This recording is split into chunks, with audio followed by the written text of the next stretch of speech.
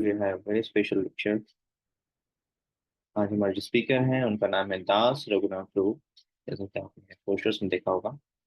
And हम short intro करते हैं प्रभु जी के बारे में और फिर हम आज का सेशन स्टार्ट करेंगे। तो दास रघुनाथ प्रभु बेसिकली मेट्रोली देखा जाए तो ही डिड इंजीनियरिंग फ्रॉम आपके से IIT दिल्ली से, और केमिकल इंजीनियरिंग किया हुआ है IIT दिल्ली से। एंड आफ्टर दैट इन्होंने कई सारे कंपनी जो वर्क भी किया, जम्मू बेस्ड MNC कंपनी में, इंडियन ऑयल में। एंड आफ्टर दैट इन्होंने डिसाइड किया कि अभी जो इस ह्यूमन लाइफ है इसको बेस्ट पर्पस के लिए यूज करना है, तो इन्होंने एज अ मॉन्क इस्कॉन में ज्वाइन किया और भगवद गीता स्क्रिप्चर्स का ये पूरे इंडिया में उसका प्रीचिंग करते हैं। कि स्पेशली इनका जो प्रीचिंग एरिया है वो कॉलेज यूथ के लिए, खास करके बच्चों के लिए, जो स्कूल के बच्चे हैं उनको वो एक ऑर्गेनाइजेशन है उनके थ्रू बच्चों को भी वैदिक नॉलेज देते हैं। तो दास रघुनाथ को highly qualified, and after that वो अपने एजुकेशन का यूज कर रहे हैं साथ साथ स्पिरिचुअल टीचिंग के लिए भी। So we are very fortunate कि हमारे साथ आज दास रघुनाथ आए हैं और वो आपको इनलाइटन करेंगे आज के टॉपिक के ऊपर। तो again we welcome Das Raghunath Prabhu by chanting Hare Krishna.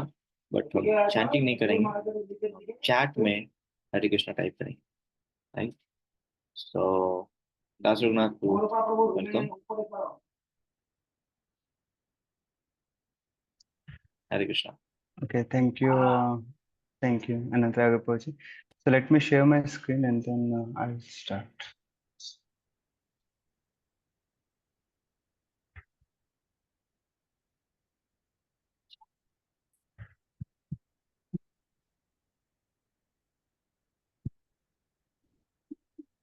And one more announcement आप सभी के लिए, please switch on your video so that ऐसा ना लगे कि यूट्यूब पे हम लोग बस एक डिस्कशन कर रहे हैं, बट एक हेल्दी डिस्कशन के लिए आप एक्सप्रेशंस भी चाहिए। तो प्लीज अपने वीडियोस को ऑन कर लें ताकि हम आपसे जो इनपुट है वो ले सकें आपके वीडियोस के माध्यम से। Thank you, Hare Krishna. So over to you. All right, thank you, Prabhu. So I'm really honored to be here with all of you. And today's topic is also very important, practicing forgiveness. And so without taking much time, I just want to mention few things before discussing the topic. और ये चीज़ें अगर बताना और समझना जरूरी है so that जो आज की लर्निंग में जो हमारे ऑब्स्टिकल्स कुछ आ सकते हैं उसको हम रिमूव कर सकें। Alright, so basically what I have observed is that each and every one of us faces हम कुछ प्रॉब्लम फेस करते हैं, एंड स्पेशली द यूथ जो कि सोशल मीडिया में है और Instagram reels and YouTube shorts में वो अक्सर रहते हैं। So what is the problem? The problem is that many of the times we deceive ourselves. हम अपने आप को धोखे में रख रहे होते हैं, और मेनी ऑफ द टाइम्स हम ये रियलाइज नहीं कर पाते हैं कि जो मेरी खुद की वैल्यूज हैं या जो मेरा खुद का बिलीफ सिस्टम है, मैं उसी को फॉलो नहीं कर रहा होता हूँ। तो ये हम सबका चैलेंज रहता है। से फॉर एग्जांपल अगर हम आपसे पूछें कि आप में से कितने लोग they believe in the theory of Karma, कितने लोग कर्मा पे बिलीव करते हैं? Can you raise your digital hands? Believe in karma, what goes around comes around kind of stuff. India में मोस्टली सब करते हैं। ओके, सो ओह वेरी गुड। सो आप में से ज्यादातर लोग लगभग ये करते हैं, बिलीव करते हैं ओके वो ठीक है, हमारी लाइफ में जो भी कुछ हो रहा है तो मे बी उसमें हमारे पास्ट कर्मा का कुछ ना कुछ कहीं रोल होता है, डेस्टिनी का कुछ रोल होता है। ओके, एक सेकंड क्वेश्चन है, आप सब हैंड्स डाउन कर लो, हैंड्स डाउन कर लीजिए। सो ओके, आप सबने हैंड रेज किया, बिलीव करते हैं। अच्छा, आप में से कितने लोगों ने कभी ये फील किया है कि you feel very hurt by somebody's actions? हम किसी के एक्शन से हम बहुत हर्ट फील करते हैं, या फिर हम कभी कभी जेलस फील कर रहे होते हैं और हमें पता होता है कि नहीं नहीं ये ग्रो कर रहे हैं तो मुझे जेलस फील करने की जरूरत नहीं है, but still I am feeling jealousy. तो कहने का मतलब है कि हमें पता, हम एक पर्टिकुलर फीलिंग फील कर रहे होते हैं और मुझे पता होता है मुझे वैसे नहीं सोचना है, मुझे वैसे बिहेव नहीं करना है, बट फिर भी हमारे में वो हो रहा होता है, हम हर्ट फील कर रहे होते हैं और हमें लग रहा होता है नहीं ऐसा मेरे साथ नहीं हुआ है या क्यों हुआ मेरे साथ। So like we do feel that, right? So the point is कि अगर हम कर्मा पे भरो बिलीव करते हैं तो फिर अगर हम कभी दूसरों को दोष कैसे दे सकते हैं अगर हमारे ऊपर कुछ हो रहा है तो हम तो उस समय कर्मा की थ्योरी को क्यों नहीं याद कर पाते हैं। सो कहने का मतलब ये है कि we believe in a theory जो कि शायद हमें हेल्प कर जो हमें ये समझाती है कि जो मेरे साथ हो रहा है शायद उसमें कहीं ना कहीं मेरा ही रोल है। लेकिन जब हमारे साथ कुछ नेगेटिव हो रहा होता है तो फिर we start blaming. So the point is very simple कि मैनी ऑफ द टाइम जो हम बिलीव कर रहे होते हैं जरूरी नहीं हम उसको फॉलो कर रहे होते हैं। तो जब हमारे अंदर ये फीलिंग होती है ना कि I know this, I understand this, तो ये कभी कभी हमारे लिए एक बहुत बड़ा प्रॉब्लम बन जाता है। This three words I know that. क्योंकि पॉइंट ये है कि जब हम ये मानते हैं ना कि आई, जब हम ये सोच रहे होते हैं कि I know this, I believe this, तो ये जरूरी नहीं है कि हम उसको जी भी रहे हों। So I know that is not same as I live that. हाँ, तो ये जो थ्री वर्ड्स हैं आई नो दैट, ये कभी कभी एक्चुअली बहुत प्रॉब्लम बन सकते हैं हमारे सेल्फ ग्रोथ में। क्यों? क्योंकि पॉइंट बहुत सिंपल है कि से फॉर एग्जांपल इफ कोई अगर आपको एडवाइस करता है किसी चीज पे, या फिर आप कोई स्पिरिचुअल बुक पढ़ते हैं, या फिर मान लीजिए आप कोई सेल्फ ग्रोथ के सेमिनार में जाते हैं, या मान लीजिए कुछ इसी तरीके का सेमिनार है जो आप अभी अटेंड कर रहे हैं। So when we hear those things तो हमारा मन हमें पहले से कहता है hey I already know this, मुझे पता है, मुझे पता है। तो these three words can actually become barrier. तो अगर हमारा ये आदत है यही सब हमारे मन के बोलने का कि हे ये सब तुझे पता है, यू ऑलरेडी नो दिस, तुम ये जानते हो, तो मे बी ये हो सकता है कि we are closing ourselves, हम अपने आप को क्लोज कर रहे हैं टू द न्यू पॉसिबिलिटीज जो मुझे शायद ग्रो कराने में हेल्प कर सकते हैं। तो ये चीज इंपॉर्टेंट है। तो अगर हमारी आदत है तो शायद वो हमारे लिए हम वो शायद यही हमारा आदत हमें रोक रहा है। दिस हमारा जो आदत है ये डिफरेंस है between our success and failure. तो try changing I know that to maybe I don't know, और maybe I need to know. तो अगर हम इसमें इसको चेंज करने का प्रयास करेंगे तो शायद हमें उन क्वेश्चंस के आंसर्स मिल सकते हैं जो शायद हम ढूंढ रहे थे बहुत टाइम से। और एटलीस्ट नेक्स्ट 45 मिनट्स या 30 मिनट्स के लिए जब हम इस टॉप पे डिस्कशन करने वाले हैं फॉरगिवनेस, जो कि लाइफ का एक बहुत ही इंपॉर्टेंट एस्पेक्ट है रियल लाइफ का। तो कम से कम जब हम सुनेंगे तो शायद हम इन ईयर से सुन सकते हैं कि शायद मुझे थोड़ा जानने की जरूरत है, और maybe I don't know on this. तो अगर आप इस एटीट्यूड से सुनेंगे तो शायद आपके लिए इजी होगा जो नेक्स्ट 30-45 मिनट्स जो भी हम डिस्कशन करने जा रहे हैं, आप उसको डाइजेस्ट कर सकें और इंस्पिरेशन फील कर सकें अपनी लाइफ में कुछ छोटा ट्रांसफॉर्मेशन लाने के लिए, जो कि एक बहुत बड़ा अपने आप में एक स्टेप हो सकता है। तो with this background, with this understanding, so let's Hmm. I have to stop annotation, right? Okay. So with this understanding, let's try to discuss the topic at hand, which is how to practice forgiveness. So basically, what I will do is I'll take one story from Valmiki Ramayana. हम वाल्मीकि रामायण से एक story लेंगे, और then based on that story we will drive some principles, and later on we will also see some practical steps, कुछ practical steps by which we can practice this forgiveness in our life. Now, why I am taking help of a story? See, the story, because through stories we can explain the complicated concepts in an easy way, and also without boring the audience. Okay, so I'll take one story from Valmiki Ramayana, then based on that story, we will derive some principles, and later on, in the third part, we will see some practical ways to practice forgiveness in our life. Okay, and then maybe we can take some question answers. So all right, so basically this is a story from Valmiki Ramayana, and this comes in the at the end of युद्ध कांड। तो आप सब जानते हैं वाल्मीकि रामायण में 6 कांड हैं, और basically they are 7। In the sixth कांड जो है युद्ध कांड, तो उसके एंड में ये स्टोरी आता है। This is one of the very important story basically. तो हम थोड़ा सा स्टोरी बताएंगे and then will I come to the principles. तो बेसिकली आप सब स्टोरी जानते हैं कि जैसे जब रावण का डेथ हो जाता है तो राम जी हनुमान जी से बोलते हैं कि तुम जाओ और सीता को जाके बोल दो कि रावण का डेथ हो गया है, और अब अब वो फ्री है। हम्म तो हनुमान जी जल्दी से जाते हैं और वो सीता के पास जाते हैं और उनको एक खुशखबरी देते हैं कि भाई रावण का डेथ हो चुका है और अब सीता मैया फ्री हैं और राम जी अब जल्दी से आने वाले हैं और वो उनको लेके जाएंगे करके वो सीता मैया को बताते हैं। तो सीता मैया बहुत खुश हो जाते हैं। और तो राम जी हनुमान जी कहते हैं ठीक है, ये बस मैं भी मैसेज देने के लिए आया था। तो जब ऐसे बोलते हैं तो वापस जाने लगते हैं हनुमान जी। लेकिन जब वो वापस जा रहे थे तो फिर वो रुकते हैं, सीता मैया की तरफ दोबारा मुड़ते हैं, और सीता मैया से हाथ जोड़ के बोलते हैं कि मैया मैं जा रहा हूँ, बट मुझे जाने से पहले मुझे आपसे एक रिक्वेस्ट करनी है, मुझे आपसे एक परमिशन चाहिए। और सीता मैया कहते हैं ठीक है, क्या परमिशन चाहिए, क्या रिक्वेस्ट है आपका?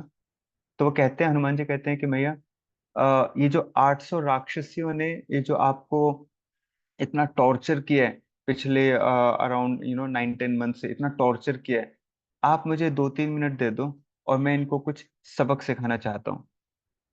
एंड हनुमान जी जब बोल रहे हैं सबक सिखाना चाहता हूँ, तो आप समझ सकते हो क्या बोलना चाह रहे हैं। तो सीता मैया कहते हैं नहीं नहीं नहीं, उसकी जरूरत नहीं है। अ, आप इनको माफ कर दो, इनकी गलती नहीं थी, जो कुछ मेरे साथ हुआ वो मेरे पास्ट कर्मा थे, मेरे पास्ट कर्मा की वजह से मेरी लाइफ में सफरिंग आया, बट इनको माफ कर दो, इनकी वजह से कुछ नहीं हुआ। तो हनुमान जी मानते नहीं है उस बात को। हनुमान जी कहते हैं नो मैया, आपका कैसे गलती था, आपका कोई बैड कर्मा नहीं था। They misbehaved with you and they were torturing you and they deserve punishment. You please give me permission, ज्यादा टाइम नहीं लगेगा, 2-3 मिनट के अंदर ही मैं इनको सबको सबक सिखा दूंगा। You please give me permission. तो सीता मैया फिर भी नहीं मानते, और सीता मैया कहते हैं नो नो, इनका गलती नहीं है। और सीता मैया इस बार एक नया आर्ग्यूमेंट देते हैं। सीता मैया कहते हैं देखो, इन्होंने जो किया उसमें बेसिकली इनका लीडर की गलती था। They were following a bad leader, ये एक बैड लीडर को फॉलो कर रहे थे, रावण को। और इन्होंने तो जस्ट उनको फॉलो किया, तो बेसिकली गलती जो थी लीडर की थी। तो इनका गलती नहीं, आप इनको माफ कर दो। तो लेकिन हनुमान जी कहते हैं नो मैया, इन्होंने ठीक है इनका बैड लीडर था, बट इनको अपना दिमाग लगाना चाहिए था, they still misbehave with you. और ये आपको टॉर्चर करते हो, मारने का धमकी दे रहे थे, आप मुझे प्लीज परमिशन दे दो, मैं इनको सबक सिखाना चाहता हूँ। तो जब सीता मैया ने देखा कि हनुमान जी को कुछ समझ में नहीं आ रहा है और वो सुनने को तैयार नहीं है, तो सीता मैया उनको एक कहानी सुनाते हैं। तो जब चीजें कॉम्प्लिकेट हो जाते हैं तो कहानी उसको थोड़ा इजी करते हैं। तो सीता मैया एक कहानी सुनाते हैं, और सीता मैया उनको कहते हैं कि देखो ठीक है, एक कहानी सुनो। तो वो कहानी मैं अब आपको सुना रहा हूँ। तो सीता मैया कहते हैं आप अपनी स्क्रीन पे देख रहे हैं। तो सीता मैया एक कहानी सुनाते हैं कि कैसे एक बार एक हंटर था, और उस हंटर के पीछे टाइगर पड़ जाता है, और वो हंटर अपनी जान बचाने के लिए पेड़ पे चले जाता है। तो जब वो पेड़ पे चढ़ गया तो उसको लगा अब मैं बच गया, रिलैक्स फील करता है। लेकिन जैसे ही वो रिलैक्स फील करता है, उसकी नजर पड़ती है सामने वाले उसके जो सामने वाला जो उसका साइड था ट्री का, और वो देखता है कि वहां पे एक भालू था और वो रेस्ट कर रहा था। क्योंकि ये जल्दबाजी में चढ़ा था तो इसने इतना ध्यान नहीं दिया।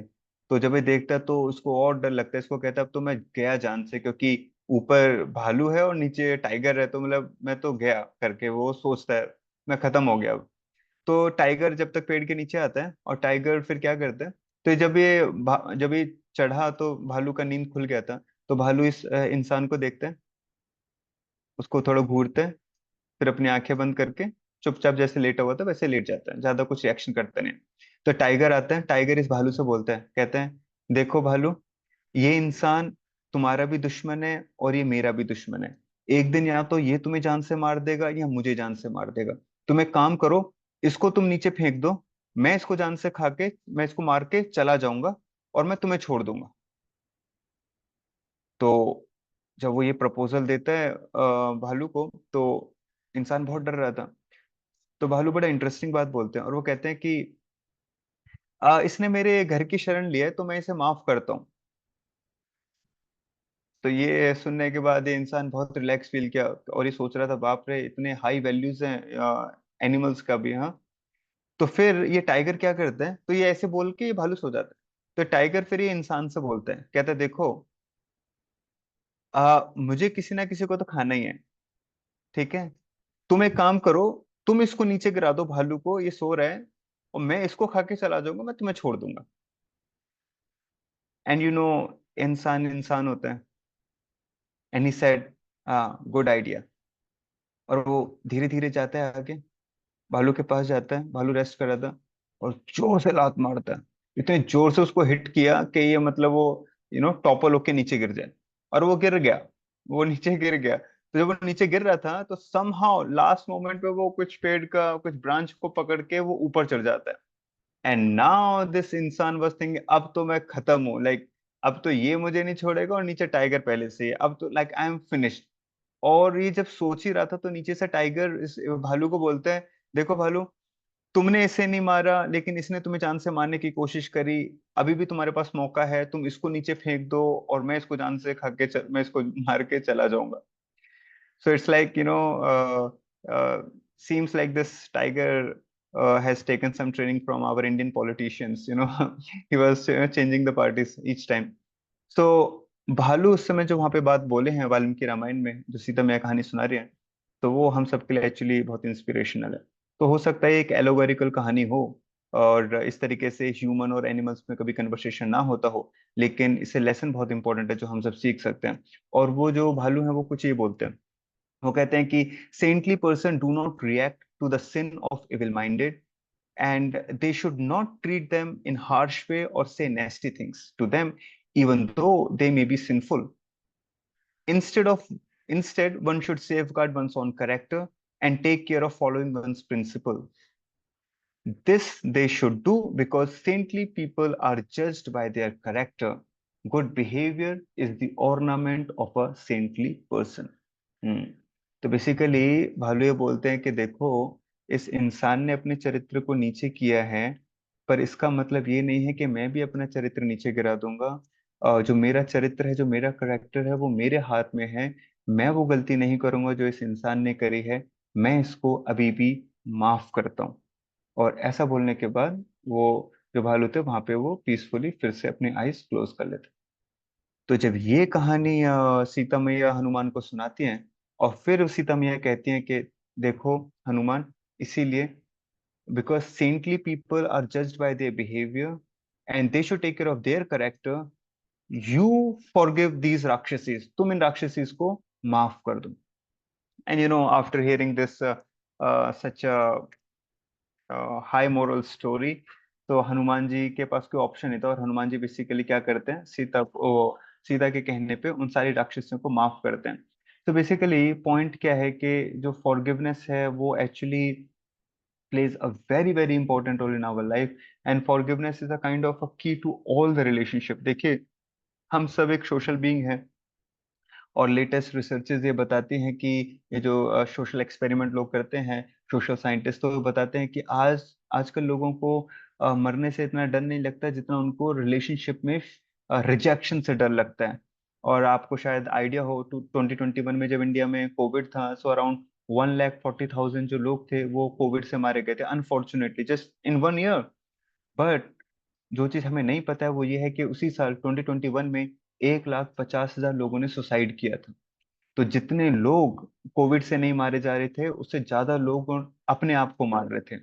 और जो इसका जो कॉज बताया गया, तो वो था family issues, family struggles, relationship issues.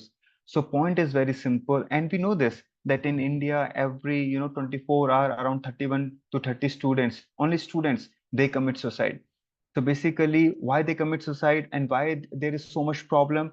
Because we are afraid to get rejections in the relationships, and relationships are so important, because we may say, oh, I am intelligent, I take decision based on intelligence, but in real life में actually इतना नहीं हो पाता। We are all emotional beings, we have emotions, and relationships जो है उनका foundation basically emotion ही है। तो तो पॉइंट ये है कि जब भी हम किसी रिलेशनशिप्स में होते हैं तो उसमें चैलेंजेस आते ही आते हैं। ये सीरीज ऑफ बैड बिहेवियर या फिर अनएक्सपेक्टेड बिहेवियर होता ही है, और वो हमें फोर्स करता है ये क्वेश्चन करने पे कि भाई इस रिलेशनशिप को मुझे कंटिन्यू करना है भी या नहीं करना है। हमारे ह्यूमन ब्रेन का ऐसा नेचर होता है कि जो अभी प्रेजेंट में चल रहा है ना, हमारा उस पर बहुत जबरदस्त फोकस होता है, we zoom in into those emotions. और चाहे, और पास्ट में अगर हमने कुछ अच्छा टाइम भी स्पेंड किया, हम उसको बहुत इजीली फिल्टर आउट कर देते हैं। केवल अगर प्रेजेंट में प्रॉब्लम है तो सारा फोकस उसी पे हो जाता है, और पास्ट का हम सब ब्यूटीफुल चीजें हैं जो भी था हम उसको बेसिकली भूल जाते हैं। तो जब भी कुछ शुरू होता है, एक रिलेशनशिप शुरू होता है, तो हमारा सारा फोकस होता है पॉजिटिव क्वालिटीज पे, we see the good behaviour and everything. But when we see some misbehavior or see some unexpected behavior, तो फिर सारा फोकस धीरे धीरे शिफ्ट होने लग जाता है दूसरे व्यक्ति की बैड क्वालिटीज पे। तो हम क्या कर सकते हैं? So basically it is very very important to live a peaceful life in a relationship, is to basically appreciate the other devotees, appreciate the other person ना, ये appreciate करना बहुत ज्यादा जरूरी है। और अगर हम appreciate भी नहीं कर सकते तो एटलीस्ट हमें उनको accept करना चाहिए। दूसरों को accept करना जरूरी है। तो देखिए डिफरेंसेस को अप्रिशिएट करना इसलिए जरूरी है क्योंकि कभी कभी हमें ऐसा we can not expect that कि सारे लोग मेरी तरीके से बिहेव करें, सारे लोग मेरे तरीके से देखें। Each person is a very complex human being, और उसका खुद का इमोशन है, खुद के गोल्स हैं, एस्पिरेशंस हैं, डिजायर्स हैं। कुछ लोग खुद के अनर्थ भी हैं, खुद के बैड हैबिट्स भी हैं, और कुछ लोग अपने आप को प्रॉपरली एक्सप्रेस कर पाते हैं, कुछ लोगों को एक्सप्रेस करने में भी they can not do it properly, right? So it's a very complex combination. So we cannot expect that. So there will be differences and we need to appreciate those differences.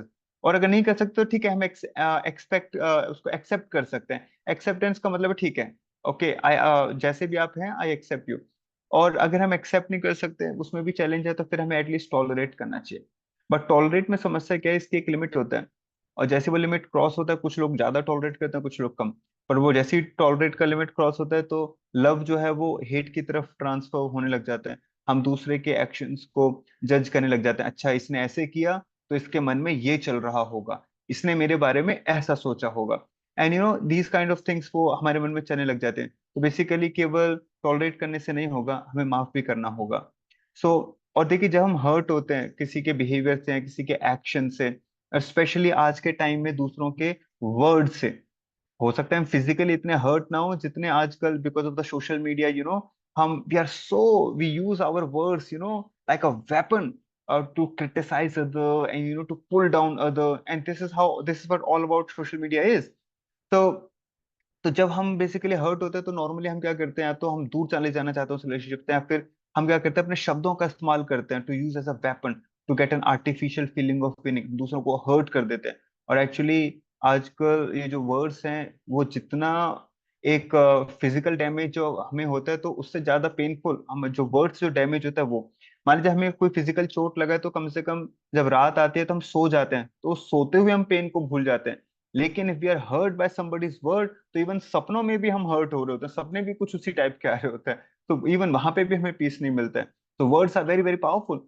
तो basically तो इस तरीके से या तो हम शब्दों का इस्तेमाल करके वो सब हम करने का प्रयास करते हैं, दूसरों को हर्ट करते हैं।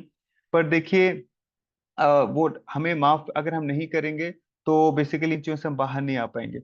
और माफ करना आसान भी नहीं है, स्पेशली जब हमारी लाइफ में, खुद की लाइफ में नेगेटिविटी चल रही है। तो क्या होता है, जैसे हम खुद हर्ट है किसी चीज को लेके, तो हमारा जैसे कोई भी इंसिडेंट होता है ना, तो उसके कई साइड्स हो सकते हैं। एक है मैं उसको कैसे देख रहा हूँ, दूसरा दूसरा व्यक्ति कैसे उसको देख रहा है, और एक है रियलिटी। तो कभी कभी हम अपने वर्जन में ही ना स्टक होके फंस जाते हैं। नहीं, हम अपने वर्जन को ही बार बार अपने मन में प्ले कर रहे होते हैं, प्ले कर रहे होते हैं, और उसी में हम फंस के बेसिकली रह जाते हैं। तो हम दूसरों का हम देख ही नहीं पा रहे होते हैं, राइट? तो बहुत मुश्किल हो जाता है एक्चुअली दूसरों को माफ करना, क्योंकि हमें लगता है कि मेरे साथ बुरा हुआ है, और ये लाइक तो मेरे साथ कुछ अब्यूज हुआ है और मेरे को कुछ उसकी जरूरत है, सांत्वना की जरूरत है, rather than so मैं कैसे माफ करूं दूसरों को? See but point is very simple. अगर हम दूसरों को माफ नहीं कर रहे हैं ना, तो अगर हम ये कह रहे हैं कि ठीक है मैं इस व्यक्ति को माफ नहीं कर सकता, तो बेसिकली इनडायरेक्टली हम ये कह रहे हैं आई डोंट डिजर्व पीस, मुझे पीस नहीं चाहिए अपनी लाइफ में। क्योंकि बात यह है कि अगर हम माफ नहीं करते हैं ना, तो हमारा जो इमोशंस होते हैं वो उसी इंसिडेंट में सॉर्ट ऑफ लॉक होके रह जाते हैं। तो हो सकता है हमारा लाइफ आगे मूव करता है, लेकिन हम इमोशनली वहीं पे ब्लॉक होके रह जाते हैं, तो हम आगे नहीं बढ़ पाते हैं। और हम क्या कर रहे हैं, ये जो पास्ट में जो कुछ जिसने हमें इमोशनली हर्ट किया है, वो हमारे प्रेजेंट को भी इम्पैक्ट करे। तो जब भी वो व्यक्ति नजर आएगा, जब वो थॉट्स हमारे पास आएंगे, तो we will you know those kind of trigger, वो ट्रिगर कर देगा उन्हीं सेम नेगेटिविटी को, सेम यू नो थॉट्स को, सेम पेन को ट्रिगर करता रहेगा। तो we will not be able to move on in our life. तो ये बहुत बड़ा समस्या बेसिकली हो जाता है। So I can see that I am suffering, but हमें रियलाइज नहीं कर पा रहे होते हैं that this is happening because I am not forgiving the other person, right? तो ये चीज बहुत ज्यादा इंपॉर्टेंट है। तो कहने का मतलब ये है कि, और अल्टीमेटली देखिए कोई भी है जो आज चाहे हम हर्ट है किसी की वजह से, तो पास्ट में वो हमारा ही चॉइस था उस रिलेशनशिप का। और कोई भी चीज होती है तो उसके दोनों पॉजिटिव नेगेटिव साइड होते हैं, तो it's a past, it's a part of package sort of. तो पॉजिटिव भी उस पैकेज का पार्ट है, नेगेटिव भी उस पैकेज का पार्ट है, और हमें उसका रिस्पेक्ट करना होगा, और वो हम कर सकते हैं टू फॉरगिव इट, पर्सन को फॉरगिव करके अपनी जीवन में आगे बढ़ के। और कभी कभी हमें अनआस्क फॉरगिवनेस भी एक्सेप्ट कर लेना चाहिए। तो कभी कभी हमें वेट करते हैं कि ठीक है, अगर ये दूसरा व्यक्ति आके माफी मांगेगा तो मैं माफ कर दूंगा। तो बट वो तो आके मांगेगा नहीं, और हम माफ करेंगे नहीं, और हम उसी चीज में जलते रहेंगे। तो हमें, अगर हमें आगे बढ़ना है तो हमें एज्यूम कर लेना चाहिए कि कि उसने माफी मांगी है और मैंने माफ किया और मैं आगे बढ़ना चाहता हूँ। सी तो सवाल ये आता है कि फिर कौन माफ करेगा। देखिए, जैसे आपने बच्चों हमने हमें कहानी सुनाया जाता था बचपन में, और जैसे थर्ड फोर्थ क्लास में, कि एक छोटा सा पॉन्ड है, उस पे एक पेड़ गिर चुका है, और यहाँ से एक बकरी आ रही है, यहाँ से भी एक बकरी आ रही है, दोनों को क्रॉस करना है, और दोनों अब फेस टू फेस खड़े हुए हैं। तो अब सवाल ये है कि दोनों को क्रॉस करना है तो कैसे होगा। तो उसका आंसर ये है कि किसी एक को झुकना पड़ेगा और किसी एक को ऊपर से जाना पड़ेगा। तो सवाल ये है कि पहले कौन झुके। झुकेगा कौन, बिकॉज तो झुकेगा कौन, कोई झुकना नहीं चाहता है। तो इसका जवाब ये है कि भाई झुकेगा वो जिसको जीवन में आगे जाना है। अगर हमें जीवन में आगे जाना है, और तो हमें चीजों को, हमें झुकना पड़ेगा। झुकना इन द सेंस कि हमें माफ करके हमें आगे बढ़ने का जरूरत होगा। तो जो ज्यादा मैच्योर होगा वो एक्चुअली झुकेगा, क्योंकि उसको आगे जाना है। क्योंकि अगर वो डिसीजन नहीं लेता है तो उसका लाइफ, उसके इमोशन वहां स्टक होके फंसे हुए हैं। तो इवन इफ वो दुनिया को लग रहा है कि हम आगे जा रहे हैं, but we are not moving forward, हम वहीं पे फंसे के रह गए। तो जो मैच्योर होगा वो एक्चुअली माफ करेगा। अच्छा, जब ये सारी चीजें मैं बोल रहा हूँ तो मन में बहुत सारी चीजें आ रही होंगी कि ये तो बहुत ज्यादा इम्प्रैक्टिकल है, ऐसे थोड़े ना कि किसी ने कुछ भी कर दिया हम उसको माफ कर दें। अगर हमें माफ कर देंगे तो वो तो कल से फिर वही चीज करेगा, वो तो हमारा फायदा उठाएगा, वो फिर से अब्यूज कर सकता है। और माफ करने का तो मतलब फिर ये नहीं हो जाएगा कि ठीक है, तुमने कोई गलती नहीं करी थी, जाओ मैं तुम्हें माफ करता हूँ। पर वो गलती तो की थी उसने, तो हम ऐसे कैसे माफ कर दें, तो इम्प्रैक्टिकल चीजें हैं। तो देखिए, माफ करने का, अभी हमने बताया माफ करने के फायदे, ये सब मैंने समझा है। बट माफ करने का मतलब क्या नहीं है, वो भी बताना जरूरी है। तो जब हम किसी को माफ कर रहे हैं, फॉरगिव कर रहे हैं, तो उसका मतलब ये नहीं है कि हम उसके एक्शंस को अप्रूव कर रहे हैं कि ठीक है भाई, तुमने कुछ गलत नहीं किया था। नहीं नहीं, इसका वो मतलब नहीं है। गलत, जो गलत था वो गलत था। बट हम केवल फॉरगिव इसलिए कर रहे हैं कि I want to move in my life, I want to get out of those resentment in my heart, I want to clean my heart, I want to move on, that's it. जो गलत था वो गलत था। ठीक है, तो ये चीज इंपॉर्टेंट है। तो माफ करने के लिए ये नहीं कि हम तभी माफ करें जब उससे कोई गलती ना हो, ऐसे नहीं है। दूसरी पॉइंट ये है कि माफ करने का मतलब ये भी नहीं है कि हम हमें अब उन पे ट्रस्ट करना है। हम उनको माफ कर सकते हैं, और हम अपना डिस्क्रिमिनेशन यूज कर सकते हैं। जरूरी नहीं हम द्वारा उन पे ट्रस्ट दिखाएं। We can maintain a safe distance from them and still we can forgive them, move in on our life. एक और खास बात है, माफ करने का मतलब ये भी नहीं है कि अ, अब हमारा कोई एक्सपेक्टेशन है कि वो अपने आप को इम्प्रूव करेंगे। जरूरी नहीं है। हाँ, हम माफ करें, जरूरी नहीं वो व्यक्ति बदले। हो सकता है वो उसी ट्रेंड पर है, बट हम माफ इसलिए कर रहे हैं कि भाई मुझे आगे जाना है, मुझे जो नेगेटिविटी मेरे हार्ट के अंदर चल रही है, मुझे उससे बाहर निकलना है। तो ये चीज एक्चुअली समझना बहुत ज्यादा जरूरी है। So I am forgiving so that कि मैं आगे बढ़ सकूं। और वो व्यक्ति क्या फैसला लेगा, वो क्या करेगा, वो उसके ऊपर है। वो उसके ऊपर है। तो लाइक, तो ये चीज समझना। तो बेसिकली दो चीजें चल रही हैं। एक तो ये है कि मेरे मन के अंदर क्या चल रहा है, और एक है बाहर एक सिचुएशन। मान लीजिए मेरे साथ कुछ गलत हुआ है या बुरा हुआ है, तो उस बाहर की सिचुएशन से मुझे कैसे डील करना है, उसके लिए मैं लॉ का इस्तेमाल कर सकता हूँ, या अप्रोप्रिएट स्टेप या एक्शन ले सकता हूँ, दैट्स वन थिंग।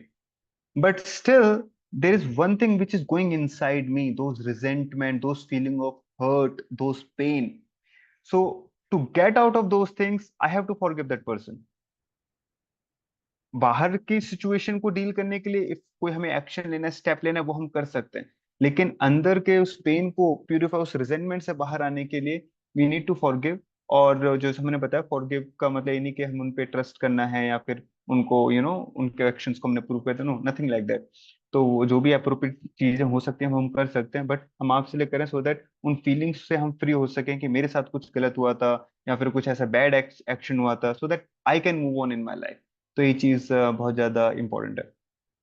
तो now with this I just take maybe 5-10 more minutes to just discuss कि ये कैसे हम इन चीजों को प्रैक्टिकली फॉलो कर सकते हैं। तो बेसिकली पॉइंट ये है कि हाँ, ये चीजें इतनी आसान नहीं है जितना ये लगता है, क्योंकि हमारे शास्त्रों में भी बहुत कहानियां हैं कि कैसे हमें माफ करने की इम्पोर्टेंस। और कुछ लोग जिन्होंने माफ किया, भगवान भी बोलते हैं कि फॉरगिवनेस एक करेक्टर है। बट ये इतना आसान नहीं होता है, एक्चुअली इट्स नॉट इजी। तो इतना आसान नहीं है। और हमें फिर भी ऐसा लगता है कि नहीं नहीं, जो कुछ भी है मैं उसको माफ नहीं कर सकता। तो ये सब प्रॉब्लम्स रहते हैं। तो पॉइंट इज कि आप माफ करेंगे या नहीं करेंगे, तो बेसिकली आप पे डिपेंड करता है। सी, फॉरगिवनेस इज अ चॉइस, ये एक चॉइस है। A difficult choice Indeed, but ultimately it's a choice.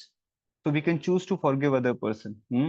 So तो ये फैसला, अगर हमें मूव ऑन करना है, इंटरनली मूव ऑन करना है, तो ये फैसला उस पर्सन को बेसिकली लेना होगा। हाँ, तो ये चीज इम्पोर्टेंट है। तो now I discuss few practical ways जिनके द्वारा हमें प्रैक्टिस एग्जीक्यूशन, क्योंकि कभी कभी पता होता है कि ठीक है मुझे माफ करना, but we just don't know how to do that, या what are the ways to do that. तो वो अब हम थोड़ा सा डिस्कशन करने वाले हैं। सो पहला जो चीज है वो है कि how to develop the right motivation. तो कभी कभी एक राइट मोटिवेशन होना बहुत ज्यादा जरूरी है। तो जैसा भी हम डिस्कशन कर रहे थे, तो कभी कभी थोड़ा सा सेल्फ सेंटर्ड एटीट्यूड होना भी ठीक रहता है कि ठीक है भाई, मैं उसको माफ करना चाहता हूँ क्योंकि मुझे अब और ये सब नहीं सोचना है, इन सब चीजों से मुझे, इस पेन से, इस रिजेंटमेंट से मुझे बाहर आना है। I just want to forgive that person. हाँ, तो एक ये सेल्फ सेंटर्ड एटीट्यूड कि भाई मुझे ग्रो करना है, इन सब चीजों से अब इन सब बेकार के बैड इमोशन से मुझे बाहर आना है, तो एक ये एटीट्यूड भी काफी हमें हेल्प कर सकता है। तो कभी कभी हमारा मन कहता है नहीं नहीं, बट मैं माफ नहीं कर सकता, दैट काइंड ऑफ थिंग। तो फिर हमें अपने आप से पूछना चाहिए कि ठीक है, मैं अगर माफ नहीं करना चाहता हूँ, तो क्या मैं इस रिजेंटमेंट के साथ, उस हर्ट के साथ, उस पेन के साथ, तो मैं क्या मैं रहना चाहता हूँ? नहीं रहना चाहता, तो मुझे उससे एक्चुअली मुझे आगे बढ़ना पड़ेगा। हमारा बस ईगो हमें रोक सकता है, और हमारे ईगो ये बोल सकता है कि ठीक है, अगर मुझे पेन भी हो रहा है, मैं सफर भी कर रहा हूँ, तो ठीक है मुझे सफर होने दो, बट मैं माफ नहीं करूंगा। बट अल्टीमेटली हमें समझना पड़ेगा, see, by this attitude I am not helping myself, I am hurting myself. मैं अपने आप को हर्ट कर रहा हूँ। तो इट्स लाइक समथिंग, जैसे उदाहरण दिया जाता है कि आप किसी के पीछे भाग रहे हो उसको मारने के लिए, और आपके हाथ में कोयला है जलता हुआ, और ऐसे आपने हाथ में पकड़ रखा है कि मैं इसको मारूंगा मारूंगा, और उसके पीछे पीछे भाग रहे हो। सो पॉइंट इज कि उसको मार भी देंगे, पता नहीं उसको लगेगा नहीं लगेगा, बट जब तक हम उसको अपने हाथ में लेके घूम रहे हैं ना, तो सबसे ज्यादा जो हाथ जलेगा वो हमारे ही जलेगा। तो और एक और उदाहरण दिया था, जैसे मान लीजिए, it's like it's a little different example. Say for example, a mother is giving एक एक चाइल्ड को बर्थ देने वाले, तो लेबर पेन होता है, एक बहुत पेन हो रहा होता है, तो बहुत दर्द होता है। तो मान लीजिए उसको लेबर पेन हो रहा है, बट वो बच्चे को भी बाहर नहीं आने देना चाहते हैं। You just see the kind of situation.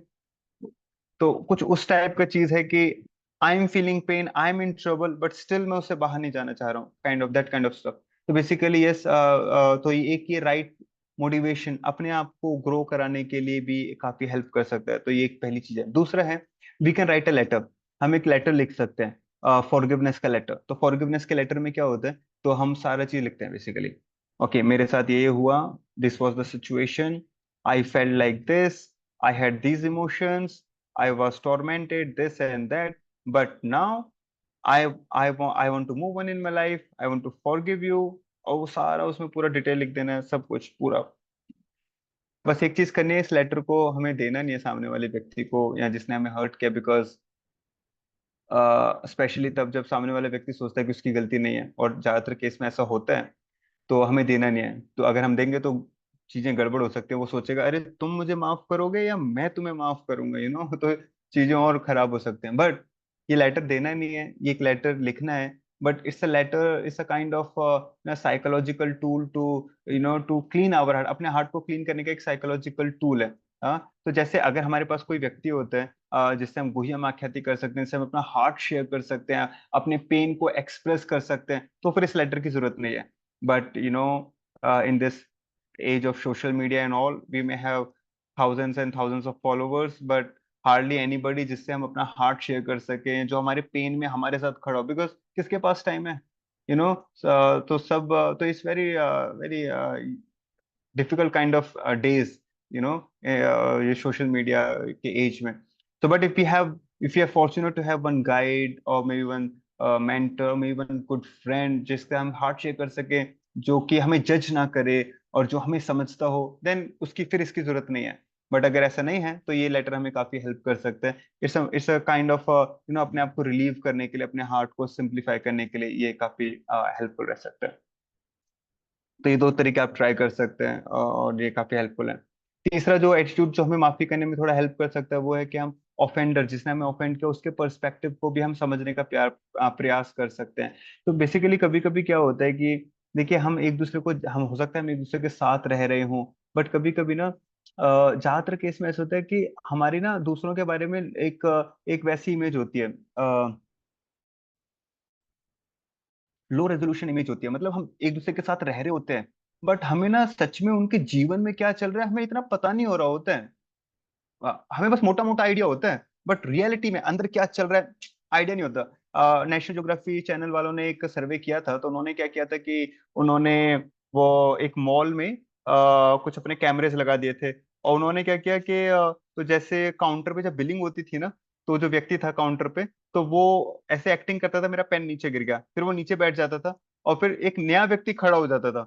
और 80% केसेस में जो जो कस्टमर थे उनको पता ही नहीं चला कि बीच कन्वर्सेशन में व्यक्ति बदल दिया गया है, और उनको पता ही नहीं चल पाया। तो लाइक पॉइंट इज, तो जब हम किसी के साथ, जब हम मान लीजिए किसी वर्किंग रिलेशनशिप में होते हैं, वर्किंग रिलेशन मान लीजिए हम किसी टीम में वर्क कर रहे होते हैं, साथ में रह भी रहे होते हैं, तो हमारा रिलेशनशिप ना ज्यादातर केस में ट्रांजैक्शनल होता है। ठीक है, ट्रांजैक्शन मतलब मेरा ये जिम्मेदारी है, तुम्हारी ये जिम्मेदारी है, as long as you do your responsibility, I do my responsibility, हमारा रिलेशन बहुत अच्छा है।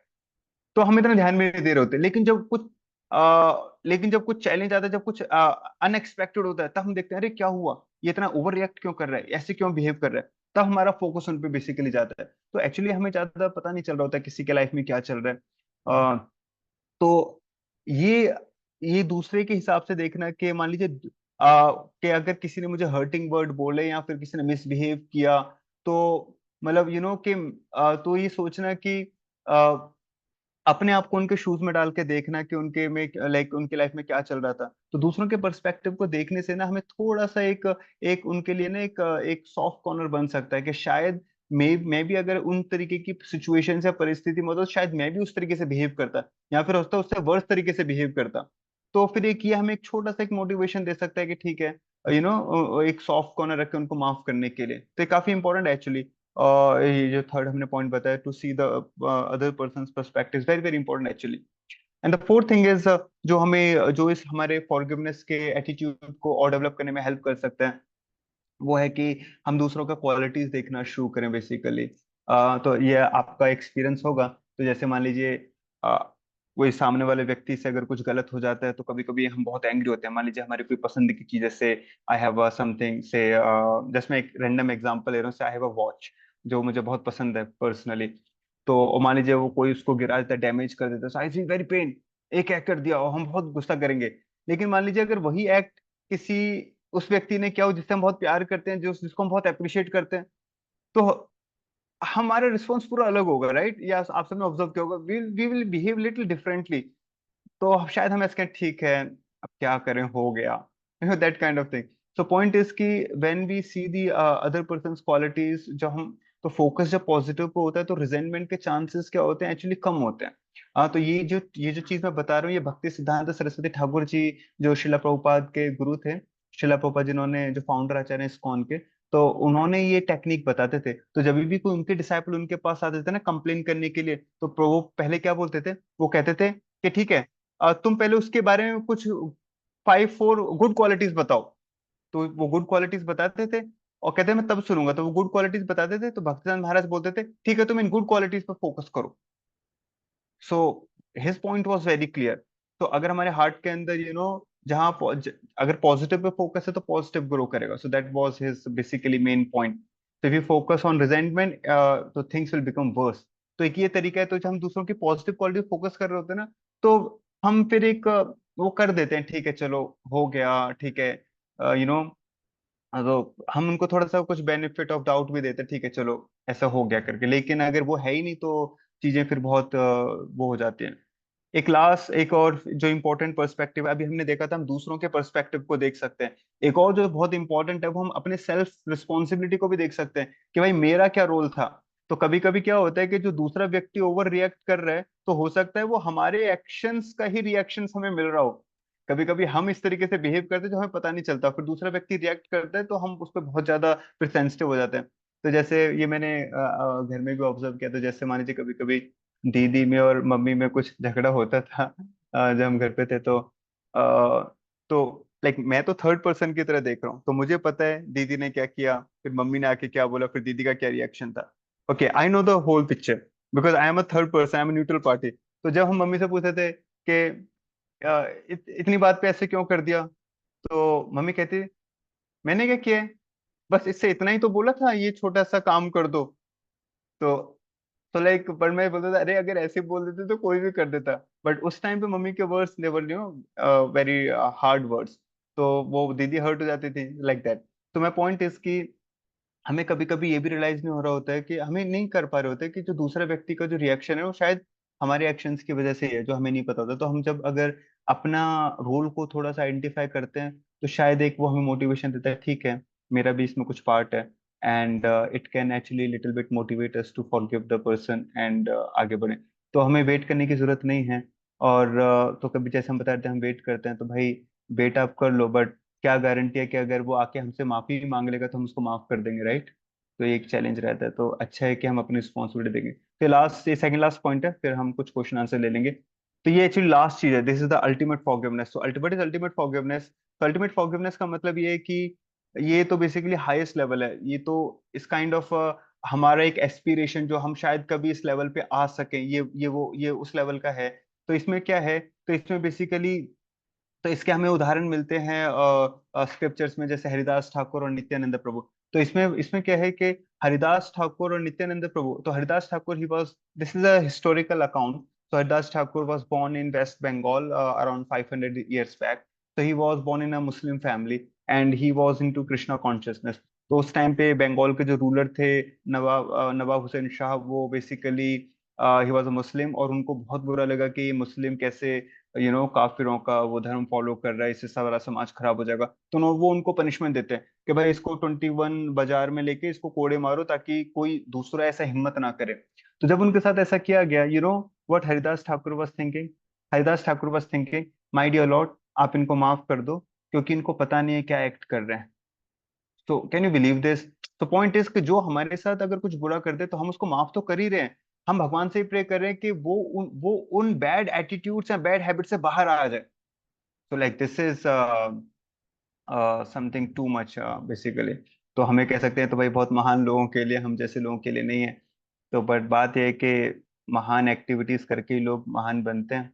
तो हम इसके बारे में सोच सकते हैं। बट एक सजेशन है कि ठीक है, हम अगर नहीं माफ कर पा रहे, हम कह रहे हैं, नहीं नहीं नहीं मैं नहीं माफ करूंगा चाहे कुछ हो जाए, तो ठीक है चलो मत करो माफ।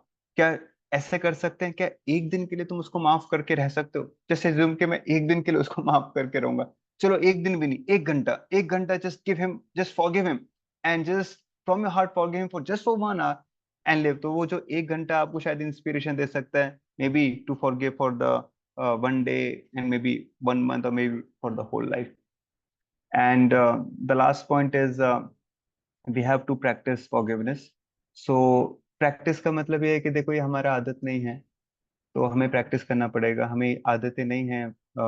हालांकि ये सब बहुत बेसिक वैल्यूज हैं और हम बचपन से सुनते आ रहे हैं, but the times have change, the values and cultures have change. तो इन सब चीज़ों का हमें इतना आदत नहीं है, लेकिन अगर हम प्रैक्टिस करेंगे, छोटी छोटी चीज़ों को लेके प्रैक्टिस करें, तो फिर हम एक दिन बड़ी चीज़ों के लिए भी माफ करना शायद सीख सकते हैं और अपनी लाइफ में आगे बढ़ जाएंगे। तो प्रैक्टिस का बहुत मैटर होता है, क्योंकि जब हम कोई भी चीज कर रहे होते हैं तो उसका हमारे ब्रेन पे एक्चुअली इम्प्रेशंस पड़ते हैं। तो जैसे मान लीजिए, आपने देखा होगा कि जैसे मैं टीनेजर्स से डील करता हूँ, तो हमें पता है कि जैसे उनको इंस्टाग्राम का कितना ज्यादा एडिक्शन हो जाता है। तो मान लीजिए जब वो छुट्टियों थे तो उन्होंने इंस्टाग्राम जस्ट उन्होंने ऐसे इंस्टॉल कर लिया, जस्ट टू जस्ट एक बार ट्राई करने के लिए, देखते हैं क्या है इसमें। तो जब भी उनको फ्री टाइम होता था वो इंस्टा पे जाके रील्स देखते थे। लेकिन अब मान लीजिए छुट्टियां खत्म हो गई हैं, वो स्कूल में हैं और अब उनके एग्जाम्स पे आ रहे हैं, सब कुछ है, लेकिन वो जो पैटर्न उनके मन में बन गया, जो संस्कार मन में बन गए, तो मान लीजिए जब वो पढ़ाई भी अगर कर रहे हैं तो पढ़ते पढ़ते भी ऐसे मोमेंट आते हैं जब हमें लगता है कि थोड़ा थक गया हूँ, थोड़ा वीक फील कर रहा हूँ, या थोड़ा अब बोर फील कर रहा हूँ। तो जैसे ही वो उनके मन में आता है तो तुरंत उनका बाय डिफॉल्ट सेटिंग सेट हो जाता है कि ओ रील देखना है, तो तुरंत उनको पता भी नहीं चलेगा, उनका हाथ सीधा रील पे वो इंस्टा पे जाके वो देखने लग जाएंगे और फिर आधा एक घंटा निकल जाता है। तो ये पावर है प्रैक्टिस का बेसिकली। तो ये तो मैंने एक नेगेटिव एग्जांपल दिया कि कैसे गलत प्रैक्टिस से कैसे इंप्रेशंस बन जाते हैं और नुकसान होता है। Similarly if we can practice the right thing repeatedly, so वो भी हमें एक्चुअली टफ टाइम में और उस टाइम में वो हमें हेल्प कर सकते हैं। तो ये बेसिकली रिपीटिशन का रहता है। और आई थिंक साइकोलॉजिस्ट भी कुछ इस तरीके की चीज बोलते हैं कि अगर आप किसी चीज को 21 डेज प्रैक्टिस करते हो तो वो कुछ रहता है। हालांकि नंबर वेरी कर सकता है, डिपेंड अपॉन कि आपका वो आदत कैसा था। मान लीजिए कोई ड्रग एडिक्ट है या तो अल्कोहलिक है, तो वो 21 डे ना पिए तो ऐसे नहीं वो छोड़ ही देगा। डिपेंड करता है कंडीशनिंग कितना है। बट पॉइंट इज के पर प्रिंसिपल तो सही है कि किसी चीज को अगर हम रिपीटेड अपनी हैबिट्स में लेके आते हैं, प्रैक्टिस करते हैं, तो वो हमारे लिए थोड़ा सा नेचुरल हो जाता है। तो ये चीज हम इस चीज को हम कर सकते हैं। अपनी लाइफ को हम थोड़ा सा इजी बना सकते हैं अगर हम इस चीज को हम थोड़ा सा प्रैक्टिस करना शुरू करेंगे तो। और अल्टीमेटली हमें उस लेवल पे आना है जब हम अल्टीमेट फॉरगिव कर पाएंगे किसी को, अगर हमारे साथ कुछ थोड़ा बहुत गलत भी हो जाए तो हम माफ भी कर सकें और उनके लिए प्रे भी कर सकें कि वो खुद उस हैबिट से बाहर आ सके, ताकि वो भी अपनी लाइफ में ग्रो कर सके। So these were like 7 things. हालांकि दिस इज बहुत सारी चीजें हैं, ये मैंने इतनी सारी चीजें इसलिए डिस्कशन करी क्योंकि अलग अलग ऑडियंस को अलग अलग नेचर के हिसाब से वो शायद प्रेफर करें कोई एक पर्टिकुलर तरीका फॉलो करने का या प्रैक्टिस करने का। So that was the idea to include so many points. और we can try one of them, all of them, और वट एवर जो हमारी लाइफ में हेल्प कर सकता है। And remembering the benefit of the forgiveness in our life, तो हम इस चीज को प्रैक्टिस कर सकते हैं। So with this, I stop here. It's already we are already over time. So thank you very much. And so God loves us, and He is attracted by the content of our heart. And let's try to make it more purified. So now we can take some maybe few 1 or 2 questions if you have, and then we can stop. So I'm stopping my slide and open to question answer. Hare Krishna. Thank you. That's wonderful. So, any question? If you have, you can raise your hand. Okay. Yes, Yadav. Please.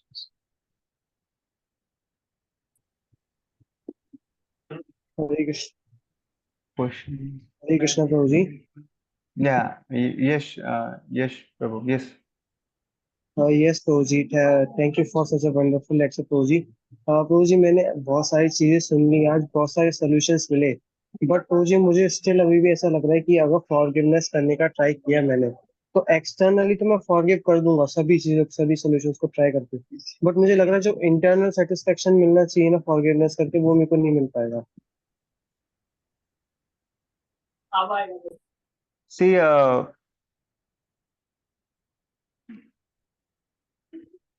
पर देखिए point ये है कि अगर हम अपने आप को इस तरीके से रोकेंगे तो हम अपनी लाइफ में आगे नहीं जा पाएंगे। तो आप एक बार इसको ट्राई करिए, और आप ये एज्यूम मत करिए कि मुझे सेटिस्फेक्शन नहीं मिलेगा। सी पॉइंट ये है कि कभी कभी हम, मैं आपको एक एग्जांपल से बताता हूँ। एग्जांपल से जहाँ हमने एक बार we gave one session in one of the reputed school in Delhi. And after the session one of the teacher came, the coordinator, और वो हमसे बोलते हैं कि यू नो जैसे होता है ना देवरानी जेठानी, तो बोल रहे थे कि मेरी जो जेठानी है वो उन्होंने कुछ कुछ किया था और मैंने ना उनको माफ कर दिया, मैंने माफ कर दिया। बट जब भी वो घर में आती है ना, तो मेरे मन में आता है ये यहाँ क्यों आ गई। जो वो मेरे बच्चों से बात करती है तो so I told her that actually आपने उनको माफ नहीं किया है, आपने केवल अपना एक डिस्टेंस क्रिएट किया है, वो भी विद ग्रजेस। एक्चुअली जब आप माफ करेंगे, you forgive some other person, so naturally you will be free from those negativities जो आपके हार्ट में एक्चुअली हैं। और तो वो चीज एक्चुअली होगा। तो if you do that it will really आप अब इमोशन से बाहर आ जाएंगे, because now you are no more expecting, जब हम हर्ट होता हूँ फील कर रहे नो, जब तक उसको ये पनिशमेंट नहीं मिलेगा, ये नहीं होगा, वो नहीं होगा, तब तक मुझे संतुष्टि नहीं मिलेगी। तो वो हमें ऐसे लगता है कि मैं उसको माफ भी कर दूंगा तो वो संतुष्टि नहीं मिली। बट एक्चुअली एक्सटर्नल एक्शन तो एक सेकेंडरी चीज है, मेन है हमें इंटरनली वो करना, अपने आप को वहां से फ्री करना बहुत ज्यादा जरूरी है। और जब आप उसको if you forgive, then really you can feel that ease, because you have to realize that it is in your control, Prabhu. It is not in other person thing. It's the choice that you have to make. You understand this point, Prabhu? Okay. Yes, Yadav. Okay. Next, Pratik. हरे कृष्णा प्रभु जी, धन्यवाद प्रणाम। प्रभु जी, मेरा एक question है। एक video देख रहे थे, उसमें अष्टवक्र के बारे में बताया जा रहा था प्रभु जी। तो उनका डिबेट जिनके साथ चलता है तो फिर वो जीत जाते हैं और फिर उनको माफ करते हैं, कि उसके बाद क्या होता है प्रभु जी? इसके बारे में मुझे क्लैरिटी नहीं है, थोड़ा इस पे थोड़ा आप बता दीजिए प्रभु जी मुझे। नहीं, मैं समझा नहीं। which topic you're talking about? प्रभु जी, मैं वो मोबाइल में कहीं देख रहा था, अष्टवक्र करके कोई उपनिषद कथा है प्रभु जी। उसमें का किसी के साथ डिबेट चलता है, तो के बारे में पूरा नहीं, वो शॉर्ट्स में था, तो इसके बारे में मैं जानना चाह रहा था, वो फिर माफ करते हैं कि नहीं करते हैं? No, I don't know. I don't have any idea about this, Prabhu. तो अष्टावक्र और जनक के बीच में कुछ कन्वर्सेशन हुआ। एक उपनिषद की कथा है, इसमें अष्टावक्र और जनक के बीच में कुछ संवाद होता है, जो कि कुछ अष्टावक्र का मतलब वो उसका शरीर 8 अंगों से टेढ़ा रहता है। तो Okay. उसके लिए उसके जनक के जो सभासद हैं वो उसका कुछ अपमान कर देते हैं। तो अपमान करने के पक्ष में है कि अष्टावक्र उनको शरीर और आत्मा का ज्ञान देता है, तब वो सब उसको क्षमा कर देते हैं। तब वो अष्टावक्र उनको क्षमा करते हैं और वो क्षमा मांगते हैं। तो ये एक्चुअली स्टोरी था। तो इसका जो वास्तविक जो इसका जो तात्पर्य है, इस प्रकार से है कि कोई व्यक्ति आपको उसको बाहरी शरीर से देख करके उसको जज नहीं करना चाहिए। उसके इनसाइड जो कुछ है, जो इनसाइड उसके अंदर जो नॉलेज है, जो स्किल है, या जो इंटरनली जो स्पिरिचुअल पोटेंसी है, या वट एवर ही हैज, ठीक है ना, वो हमसे कहीं अधिक ज्यादा हो सकता है। वो छोटा हो चाहे बड़ा हो, वो हमसे भी कहीं अधिक बेटर हो सकता है।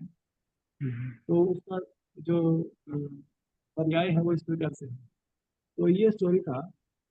तो इसमें अब वो अगर अष्टावक्र ने उन सबको माफ किया क्योंकि वो उदार थे, और उन्होंने जो है अपने ऊपर जो दिए गए कि उन्होंने हासिल किया कि तुम्हारा अंग यहाँ से टेढ़ा है, तुम टेढ़े हो, तुम तो मनुष्य नहीं हो, तुम कैसे हो। तो ये सब सुनने के बाद रेफरेंस दिया और बाद में उनको माफ किया, और उसके बाद कभी इसकी चर्चा नहीं हुई।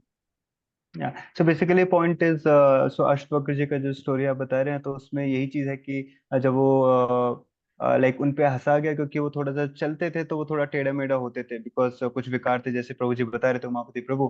तो अश्वक्र जी वहां पे एक कटाक्ष मारते हैं जनक महाराज को, और वो बोलते हैं कि हम तो सोच रहे थे कि तुम्हारे राज्य में बहुत ही बड़े बड़े विद्वान हैं, लेकिन हमें तो अब पता चला कि तुम्हारे राज्य में वो वर्ड यूज करते हैं, जैसे चमार लोग रहते हैं, मतलब जो चमड़े के साथ डील करते हैं। तो बहुत ऑफेंड हो जाते हैं जनक महाराज। जनक महाराज कहता है, हाउ डेयर, आपने ऐसी हिम्मत कैसे करी?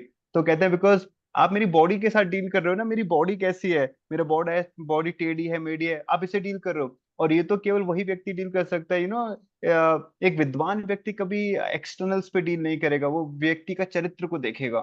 तो उनको एक्चुअली रियलाइज होता है। सो पॉइंट वाज, जो उमापति प्रभु कह रहे थे, we should focus on, we should not find faults in others actually, on especially on the basis of their looks and all. So we should focus on the character. See, हम ऐसा बताते हैं कि life जो है, देखिए लोग हमारे टैलेंट का टेस्ट लेते हैं, हाँ, हमें टैलेंट के बेसिस पे वैल्यूट करेंगे, बट लाइफ हमारे चरित्र के बेसिस पे वैल्यूट करती है। आपका टैलेंट कितना बड़ा हो लेकिन चरित्र नहीं है, तो we will fail in life actually. तो that's the whole point basically. Actually ये पूरा वीडियो नहीं मिल पाया, लेकिन आप क्लैरिटी हो गया। या धन्यवाद okay, sir. Fine. Okay, next, Manish Babu.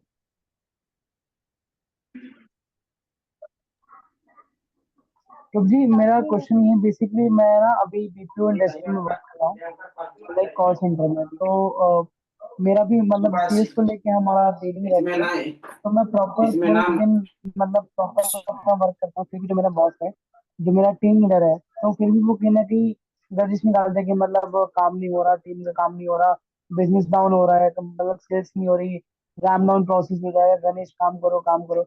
But मैं अपनी पूरी एफर्ट्स डाल रहा हूँ कॉल में, लेकिन वो आउटपुट नहीं निकल रहा, तो मेरा फॉल्ट नहीं है। अब मैं इस कंडीशन में कैसे फॉरगिवनेस करूँ? क्योंकि मतलब मैं तो उसके बाद में बात भी नहीं कर सकता, क्योंकि टीम में रहे, ऑब्वियसली मेरा मैनेजर है, क्योंकि वो मतलब फायर भी कर सकता है मेरे को। तो मतलब कहीं ना मतलब अंदर इंटरनल मैं फॉरगिवनेस नहीं कर पाता, मैं कहीं ना कहीं अंदर अंदर कुछ ना कुछ इसके बारे में कहता रहता हूँ। तो इसको कैसे अंदर से मतलब कैसे खत्म करूँ? Okay, good question. See, Ganesh, so the point is, बात यह है कि देखिए, जैसे एक ऐसे हमने सुना भी है कि ज्यादातर लोग जो जॉब छोड़ते हैं वो ऐसे नहीं अपनी जॉब से परेशान थे, बट वो अपने बॉस से परेशान थे और फ्रस्ट्रेट होके actually they change their boss, not the job. So the point is कि देखिए, if some we have to be practical in our life, right? So if the job you are doing is the only job you have and अभी आपके पास कोई और मान लीजिए plan नहीं है फ्यूचर के लिए, या फिर अभी फिलहाल कोई ऑप्शन नहीं है, so that is something you have to hold on to. That is something which is very important. तो समटाइम्स तो इसमें एक मेच्योरिटी का बात है कि यू नो कि अगर हम यू नो अगर हम जैसे आपने बोला कि अगर मैं कुछ इस तरीके से करूंगा तो शायद मुझे फायर अप भी कर सकते हैं। ओके, सो इंटेलिजेंस का काम है to keep small things small. हाँ, तो वो भी चीज हमें थोड़ा ध्यान रखना, और हमें अपने पर्पस को कभी कभी अपने इमोशन से ऊपर भी रखने वाली बात है। तो जैसे मान लीजिए एक छोटा सा उदाहरण है कि ट्रेन में अगर कोई दो लोग जा रहे हैं, तो कभी कभी आपने देखा है थोड़े माचो मैन टाइप होते हैं, छोटी छोटी बात पे झगड़ा टाइप कर देते हैं। तो हाथ लग गया तो कहते हैं हाथ कैसे लगा है, तो कहते हैं वो कहते हैं कि ठीक तुमने ऐसे कैसे बोला, कहते वो कहते हैं हाथ लगा के दिखा, तो दैट काइंड ऑफ झगड़ा शुरू होता है बिना किसी मतलब के। तो पॉइंट है कि कभी कभी चाहे झगड़ा हो जाता है, तो हम कभी कभी झगड़े में अगर इतना कंज्यूम हो जाए कि हमें उतरना था, कभी कभी जैसे लोकल ट्रेन होते हैं उनमें बहुत भीड़ भी होता है, हमें उतरना था, हमारा स्टेशन चला गया, हम झगड़ते हुए आगे चले गए, तो एक्चुअली उससे कुछ फायदा हुआ नहीं। सो पॉइंट इज के टू ठीक है, कुछ गड़बड़ हुआ भी है तो भाई ठीक है, मैं ही शांत रहता हूँ, क्योंकि मेरा एक पर्पज है, मुझे वो पूरा अपना एग्जीक्यूट करना है। यहाँ झगड़े में पढ़ूंगा तो ठीक है, maybe I can prove that I was right, but then it will not fulfill my purpose. It will bear some heavy consequences on my life. So better to keep the small things small. I understand this person's attitude, this is like this, at least I am doing my best, so I am internally peaceful, satisfied. तो इनका जो है, so sometimes we have to tolerate, right? We started, no, we have to accept the differences, we have to tolerate also. And तो वो भी हमें थोड़ा सा रखना पड़ेगा, because sometimes we cannot change the other person, specially we are dependent on them. तो इस चीज का हमें देखना पड़ेगा। तो हमें थोड़ा प्रैक्टिकल रह के भी चलना पड़ेगा। ओके, तो बट हाँ, आप अपना वर्क अगर पीसफुली कर रहे हैं, तो आप पीसफुल इन द सेंस कि इफ यू आर गिविंग 100%, तो आप फिर ठीक है उसको कंटिन्यू कर, आप सेटिस्फाइड रह सकते हैं अपने आप में। और एक और खास बात है, कभी कभी जो बॉस होते हैं तो उनका भी एक्चुअली एक रोल होता है, they want to push our boundaries, तो अगर हो सकता है कि हम भी कभी कभी अपने कंफर्ट जोन में ही रहना चाह रहे हो कि भाई कर तो दिया, इतना और कितना करूं, इतना ही जॉब है, इतना पैसा मिलता है, इससे इतना ही कर सकता हूँ करके, नहीं। तो अगर हो सकता है उनकी बात में भी कुछ ट्रुथ हो, और हो सकता है अगर हम उनकी चीजों के उनके चीजें करें तो शायद हम भी सच में ज्यादा आउटपुट दे रहे हो, क्योंकि उनका टास्क हमसे ज्यादा आउटपुट लेना ही है। तो मे बी हो सकता है वो भी completely रॉन्ग ना हो, but anyways that we have to introspect ourselves के I am really honestly doing everything and not, if I am honestly doing everything and all, then ठीक है, we have to make somewhere little compromise somewhere. Okay. Anyways, that relationship is professional only, so we can focus on our work, not take things too personally. क्योंकि देखो, जब लोग hurting words बोलते हैं ना, तो एक चीज हमें समझनी है कि जरूरी नहीं उसमें हमारी गलती है। They are hurt and their scolding us, their bad word is their way to deal with their negative situation. हम तो वहां, we just happen to be there. तो जो बॉस हमें नेगेटिव बोल रहा है, किसी काम के नहीं हो, बेकार हो, ये वो, तो हो सकता है we don't see his situation, he is already frustrated because of so much pressure and all, और उनका डांटना वो उनका तरीका है अपने प्रॉब्लम के साथ डील करने का। हम जस्ट वहां पे हैं, तो हम ये ना सोचे कि मेरे में कमी है, तो हम अपने कॉम्प्लिकेशन से फंस जाएंगे। If we are really doing honestly, we are really trying our best, तो be in peace. We can not, तो हमें उनके वर्ड्स को इतना पर्सनली लेने की जरूरत नहीं, otherwise we will get caught up.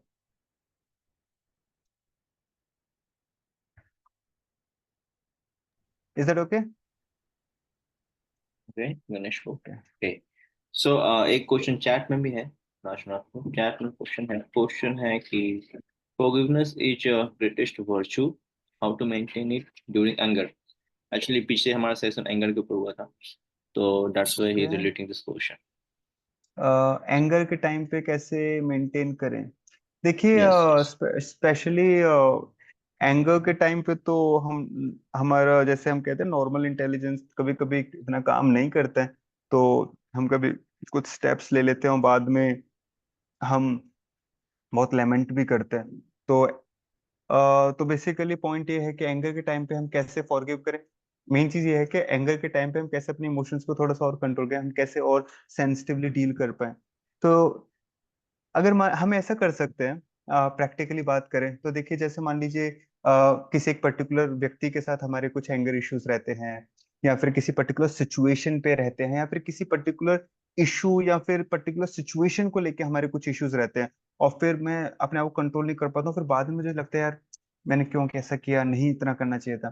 तो हम क्या कर सकते हैं, हम ना थोड़ा सा इंट्रोस्पेक्ट कर सकते हैं, और हम फिर ना अपने लिए कुछ बाउंड्री सेट कर सकते हैं। तो बाउंड्रीज क्या करती है ना, वो हमें प्रिवेंट करके रखती है। देखिए, एंगर के एंगर एक इमोशन है, उसको हम कंप्लीटली जीरो नहीं कर सकते, और तो वो तो रहेगा ही, वो हमारे एक इननेट फीलिंग है। तो और जरूरी नहीं एंगर अपने आप में गलत है, तो बस ये है कि हम उसको कैसे यूज कर रहे हैं और कहाँ यूज कर रहे हैं। अब पॉइंट बस ये है कि अगर वो क्योंकि, और देखो, एंगर एक बहुत ही एक्सपेंसिव इमोशन है। जब हम एंग्री होते हैं, हमारा मन चेतना सारा बहुत वो हो जाता है, कंटेमिनेट होता है। ऐसा नहीं हमने किसी पे गुस्सा निकाल दिया, गुस्सा तो निकाल दिया, बट उसका बहुत खामियाजा हमें भुगतना पड़ता है, हमारा भी मन बहुत देर के लिए शांत नहीं रहता है। तो it's very expensive emotion basically, हमें बहुत केयरफुल यूज करना चाहिए कहाँ हम यूज कर रहे हैं। तो हम अपने लिए जब वो इंसिडेंट हो जाते हैं, हम अपने आप को इंट्रोस्पेक्ट कर सकते हैं बाद में कि नेक्स्ट अपने लिए कुछ बाउंड्री सेट कर सकते हैं। ठीक है, अगली बार से अगर इस तरीके का सिचुएशन होगा तो मैं अपने आप को इस तरीके से रिस्ट्रेन रखूंगा, या कम से कम मैं पहले पूरी बात सुनूंगा और अपनी बात को मैं इस तरीके से प्रेजेंट करूंगा। तो कुछ बाउंड्रीज ना हमें हेल्प करते हैं। तो हो सकता है हम पूरा अपने आप पे कंट्रोल ना कर पाए, लेकिन मान लीजिए पहले जब मुझे गुस्सा आता था तो मैं पूरा पंच कर देता था, लेकिन अब अगर गुस्सा आएगा, मैंने कुछ बाउंड्री सेट करी कि हो सकता है मैं पंच ना करूं, लेकिन मैं एक ऊंची आवाज में बात कर लूं। तो ये अभी भी इतना अच्छा नहीं है, लेकिन पर पहले सिचुएशन से बहुत बेटर है। तो हम इंट्रोस्पेक्शन करके अपने लिए कुछ बाउंड्री सेट करके हम अपने लिए कुछ ये वो कर सकते हैं। तो ये उस सेंस में ये थोड़ा सा हमें हेल्प कर सकता है। तो we have to introspect after the situation, और हम एनालाइज करते हैं कि मैं और कैसे डील कर सकता था, और फिर उसके हिसाब से हम अपने लिए कुछ बाउंड्री सेट कर सकते हैं for the future course of जो एक्शन प्लान के लिए हम ध्यान रख सकते हैं उस चीज का। Okay we have one more question from Disha Gupta. Yes ask please. Krishna Prabhu ji, धन्यवाद, प्रणाम। हरे कृष्ण। जी, माय क्वेश्चन वाज कि मैंने ऐसे बहुत बार सुना है, बहुत सीनियर डिवोटीज को बोलते हैं कि अगर फॉर एग्जांपल हम किसी को फॉरगिव नहीं करते, किसी ने हमारे साथ कुछ किया and we don't forgive that person, या फिर हम कुछ नेगेटिव भी नहीं कर रहे हैं बट हम जस्ट सोच रहे हैं कि इस बंदे को मैं कभी माफ नहीं कर सकता या कर सकती, तो देन हमें नेक्स्ट लाइफ लेना पड़ता है so that we can see कि yes Krishna has done this to that person. So is it true Prabhu ji? Okay, see point is forget about the next life, but अगर हम उसको माफ नहीं कर रहे हैं और ये सब सोच रहे हैं, तो we are suffering in this life only, right? तो नेक्स्ट लाइफ में जन्म लेना पड़ेगा देखने के लिए उसके साथ कैसे। I think this is not a good deal, right? To take another birth and just to see this thing. So but the point is, definitely we have anger, and we are holding on to these sort of resentments and all. So the point is we are not in goodness, right? जो व्यक्ति थोड़ा सतोगुण में होता है, तो वो थोड़ा माफ करता है और चीजों को आगे बढ़ता है, ही don't mind this small small things. तो गुडनेस में अगर ये जो गुस्सा, एंगर, ये सारी थोड़ा रजोगुण वाली चीजें हैं। तो अगर हम अपना सतोगुण मेंटेन करके नहीं रखेंगे, so how we will advance in Krishna consciousness. So that's the point. So जब हम if we focus more on the spiritual part of ourselves and we meditate more attentively, then what happens is we can actually, जो हमें अभी लग नहीं रहा है ना, हम अपने उन इनर पोटेंशियल को अवेकन कर सकते हैं, और हम वी कैन रियली बिकम वो जो वैष्णव क्वालिटीज हैं, वो जो एक डिवोटी में होने चाहिए, वो हम रियली वी कैन उनको अवेकन करके हम उनको एक्चुअली यूज कर सकते हैं। सो और हमारा एक ये भी कहना है कि ठीक है, जैसे अभी पीछे क्वेश्चन था कि गुस्से में वो नहीं हो पाता है हमसे कंट्रोल, और इस तरीके की चीजें रहती हैं। तो देखो, एक बात बहुत सिंपल है, कोई कैसा भी व्यक्ति हो, बहुत गुस्से वाला व्यक्ति है, तो ऐसा नहीं है, जैसे होता है ना, हमारे सबके मन में रहता है भाई ये बहुत गुस्से वाला है, या ये बहुत मजाक करने वाला है, ऐसे रहता है। सबकी एक छोटी छोटी कुछ ना कुछ तो इमेज होती है। तो ऐसा नहीं, जो व्यक्ति गुस्से वाला होता है वो 24 घंटे गुस्से में ही रहता है, ऐसा नहीं है। उसकी लाइफ में भी वो भी कभी कूल नजर आएगा, वो भी कभी कभी मजाक करते हुए आपको नजर आएगा, और जो हंसता है वो भी आपको कभी गुस्से में नजर आ जाएगा, सैड नजर आ जाएगा। तो सबकी लाइफ में like that kind of peaks आते हैं, फिर कुछ लो आते हैं, फिर पीक आ जाते हैं, लाइक लो रहते हैं। तो कोई, तो even if we are not able to do good in our peaks, peaks में अगर हम अच्छा नहीं कर पा रहे हैं, तो but we can practice those things when those peaks are not there. तो उस टाइम पे जो हम प्रैक्टिस करेंगे, सो नेक्स्ट टाइम जब पीक आने के चांसेस भी कम हो जाएंगे एक्चुअली। तो this is very important point understand. So हम सारा फोकस करते हैं उस नेगेटिव सिचुएशन में हम कैसे अपना बेस्ट दें। ठीक है बाबा, नहीं दे पा रहे, बट जब नेगेटिव नहीं है, क्या तब हम बेस्ट दे रहे हैं? क्या तब हम अपने आप से बेस्ट कनेक्ट कर पा रहे हैं, कृष्ण से बेस्ट कनेक्ट कर पा रहे हैं, अपने आप को बेस्ट, वो अपने मेडिटेशन को अच्छे से कर पा रहे हैं? एवरीडे नहीं कर पा रहे, तो I think those are the area जो हमें ज्यादा वर्क करने की जरूरत है। तो let's first of all become strong where we are strong, जहाँ इतना चैलेंज नहीं है, और फिर जहाँ चैलेंज है फिर we can fight there also. Is it okay Disha माता जी? Prabhu ji, thank you so much. Hare Krishna, धन्यवाद, प्रणाम। Thank One more question, Dasarnath, from Kusi Gupta. Prabhuji, if someone showing their sympathy but genuinely they are not good during reacting the situation, so how we have to deal with this condition? Okay, if someone showing their sympathy, but genuinely they are not good during reacting the situation, so how to deal with this condition? मतलब वो कुछ अपना sympathy दिखा रहे हैं, लेकिन genuinely वो इतने अच्छे नहीं होते हैं। So I'm not able to understand it properly. If Sujal Thakur, if अगर आप उसको बोल ही देंगे तो अच्छा रहेगा, it will better. If you are there. Kusi Gupta, I think you are here, so you can unmute yourself.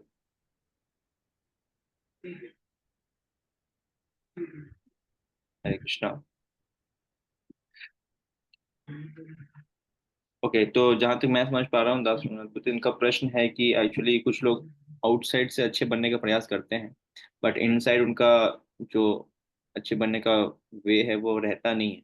Just वो show करते हैं कि मैं अच्छा बनना चाहता हूँ, सिंपैथी जेन्युइनली दिखाना चाहते हैं, नॉट गुड सिचुएशंस जो होता है उसमें वो अच्छे से रिएक्ट नहीं कर पाते हैं। So how can deal with this condition? जो ड्यूअल टाइप के पर्सन होते हैं ना, उनसे कैसे डील किया जाए? उनको फॉरगिव करे या ना करे? Dual nature basically. See, So how to deal my with it? point is कि I can say that actually every one of us have their own internal struggles, and it's actually really not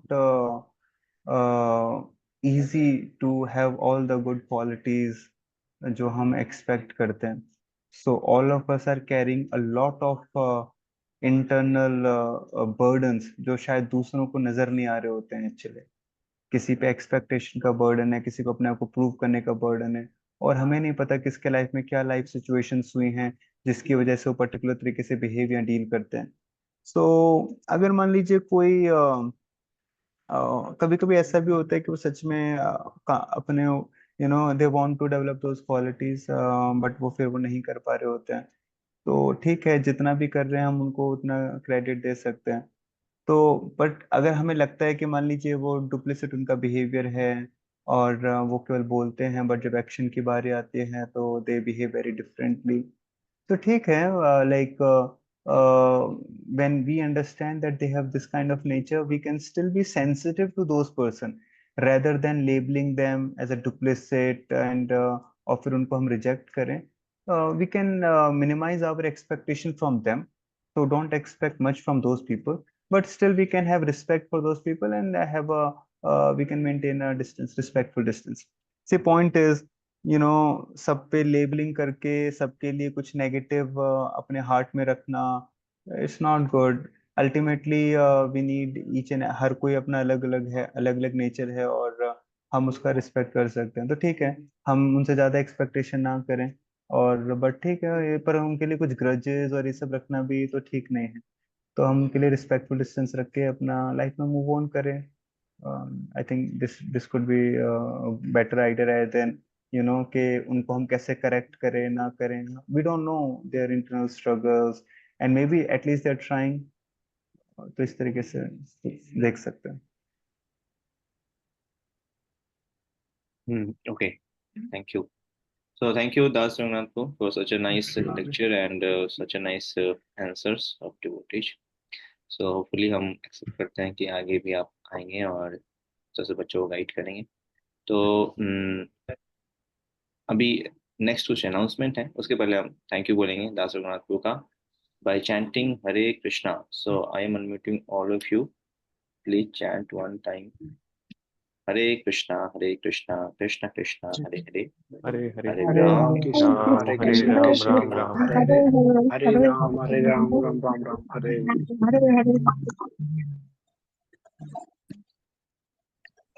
okay, thank you.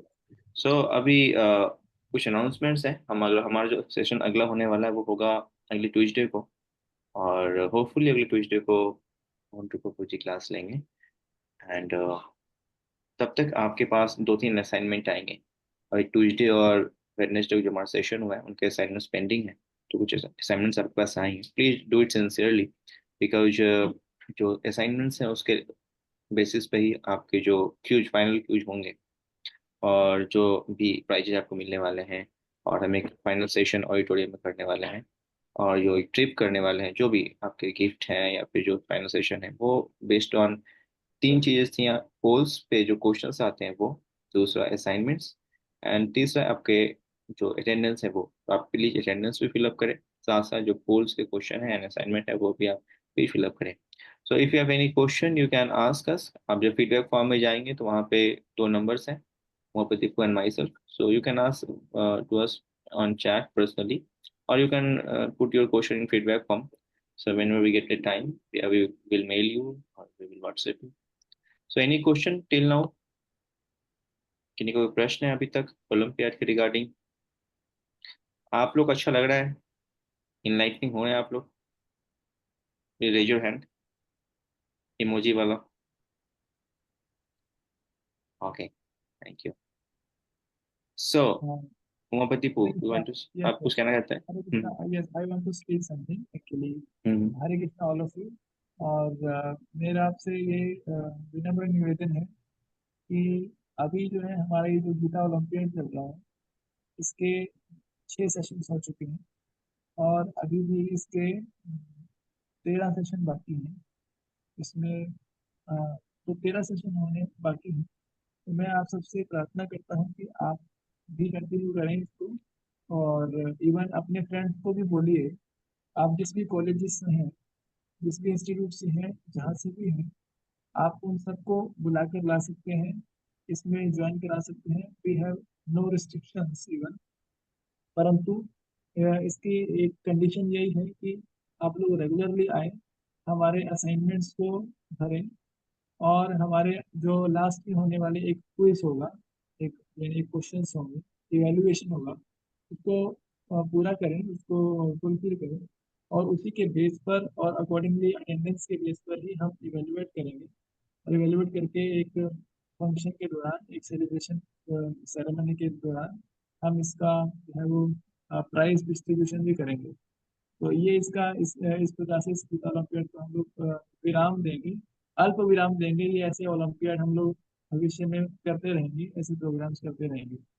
तो मेरी आप सबसे प्रार्थना है कि आप सब जो भी जहाँ से भी जिस भी कॉलेज से हैं, Shri Ram college, Ramlal college, Ramakrishna college, Gandhi college या otherwise north campus, south campus, Delhi Delhi university, है ना, किसी भी कॉलेज से हैं, आप कृपया अपने आसपास के मित्रों को, है ना, साथियों को जो है इनवाइट करें इस ओलंपियाड के लिए, ताकि हर कोई व्यक्ति जो है इसका अधिक से अधिक लाभ उठा सके, अपने जीवन में इसका लाभ ले सके और भगवद गीता की महिमा को समझ करके अपना जीवन को सक्सेस की ओर ले जा सके। Because the Bhagavad Gita is the manual of our human life. तो कैसे जीना है भगवद गीता के माध्यम से हम यहाँ पर आकर के सीखेंगे। तो वंस अगेन आप प्लीज अटेंडेंस अपना रेगुलर बेस पे आप अटेंड कीजिए और अटेंडेंस जनरली 100% रखिए। और क्योंकि मैं देख रहा हूँ कि धीरे धीरे हम लोग, जैसे ह्यूमन टेंडेंसी है कि जब हम यूज टू हो जाते हैं किसी चीज़ के, जैसे कि एक सेशन हुआ, दूसरा सेशन हुआ, तीसरा, चौथा, पांचवा, छठा, जब हम इसके यूज टू हो जाते हैं तो लगने लगता है कि इट्स नॉर्मल। हम जैसे ही क्लासेस, इवन हमारे कॉलेज की क्लासेस होते हैं, उन क्लासेस में भी जब हम जाते हैं तो कभी जब यूज टू हो जाते हैं और उसके बाद जब तक टीचर डांटता नहीं है तब तक हम लोग उसको सीरियसली नहीं लेते हैं। उसी प्रकार से जैसे तो धीरे धीरे हम लोग अटेंडेंस रिड्यूस करने लगते हैं। तो इस प्रकार से हम लोग प्लीज आप लोग अपने आसपास सभी मित्रों को बुलाइए, जो पहले ज्वाइन करते थे, जो नहीं कर रहे हैं उनको भी रिक्वेस्ट कीजिए, और जो करना चाहते हैं, है ना, और ये समझते हैं कि शायद अब हमें एंट्री नहीं मिलेगा, तो ऐसा नहीं है, हम उनके लिए भी रिस्ट्रिक्शन हम नहीं दे रहे हैं। आप इन सब के लिए रिमाइंड कर सकते हैं फर्दर अपकमिंग सेशंस के लिए। तो वह मैं आप सबसे आपको ये बताऊंगा कि इसके फाइनली जो फाइनल जो इसका जो प्रोग्राम होगा वो नवंबर एंड में होगा। तो नवंबर एंड के अंत तक जो है आप लोग कृपया इसको रेगुलर अटेंड करें और इसका लाभ उठाएं। हरे कृष्णा। जगत गुरु श्री प्रभुपाद की जय। नाम संकीर्तन। यह मैं अंतराय। Hare Krishna. Thank you. So मिलते हैं फिर नेक्स्ट ट्यूसडे को। नेक्स्ट ट्यूसडे हमारा अगला सेशन होगा and will continue it. Till now आपके पास असाइनमेंट्स हैं, आपके पास पोस्ट क्वेश्चन है, and if you have any question you can ask us personally, also chat और email. So we are open. Thank you very much. Hare Krishna. Okay, next Tuesday, so hopefully Mohan Prabhuji, the president of Delhi ISKCON Delhi, and he will take the session. And इसके बीच में एक बार हमें His Grace अमोघ प्रभु का भी समय मिला है, तो अगर तो वो भी हमें फर्दर कंफर्म कर देंगे तो हम आपको अतिशीघ्र सूचित करेंगे कि अमोघ प्रभु भी दोबारा से आकर के सेशन लेंगे। तो वेट करिए, उसके लिए बने रहिए हमारे साथ। हरे कृष्णा। हरे कृष्णा।